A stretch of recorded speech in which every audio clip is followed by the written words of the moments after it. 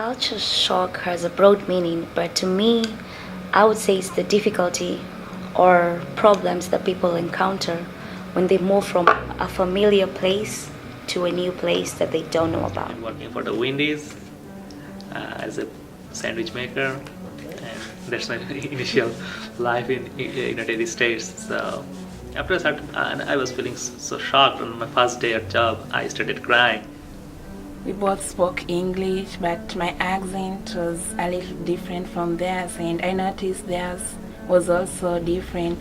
They'll talk very fast, and I felt like some of the words, they were not complete words. So when we'll speak, somebody would ask me to repeat myself, or if you say something, they're like, "You say what?" Sometimes I would not know that it would be homework, because when you don't really understand the language, it takes you more time to think about what the person is saying. I thought America was good, everything was good, there's gonna be an easier life. I got here, it's not no easier life. That's what people know. Like, it's still the same struggles, just on a different, different pace or something like that. I was excited, but I was scared because I didn't want to leave home. I didn't want to leave my cousins, my friends, my family, my grandmother. I didn't want to leave nobody. So I was scared, but excited at the same time.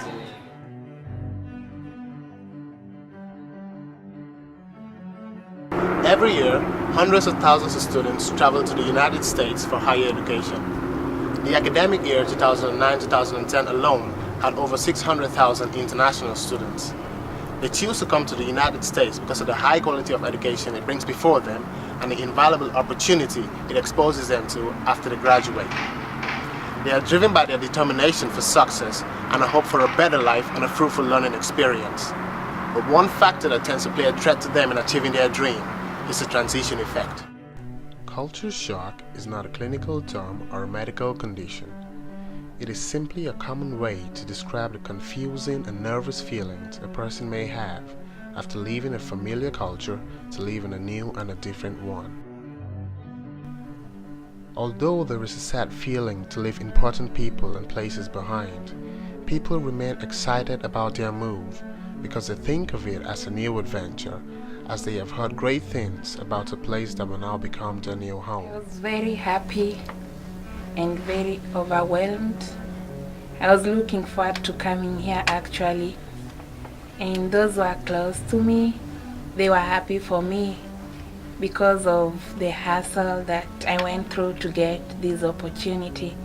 But on the other hand, I had the feeling of leaving everyone behind and being by myself and having to make decisions on my own worried me a little. Difficulties in adjusting often don't show up right away when you move to a new place. There's an initial expression of excitement and joy as you find your new surrounding to be pleasing more than your old one. As you settle in, you're bound to face a lot of changes and challenges that can be very exciting and very stimulating. I didn't like my roommate, and I'm sorry to say this, but she found me to be so weird and had so many questions like, do you all speak English in Africa? Yet I'm speaking English. Do you all have clothes in Africa? That was just humiliating.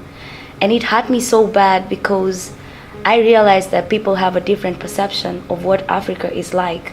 The experience of culture shock could result in stress problems, maybe even depression, particularly if there's not an opportunity for the student to have interaction with others, social support, particularly maybe access to a host family once they're here.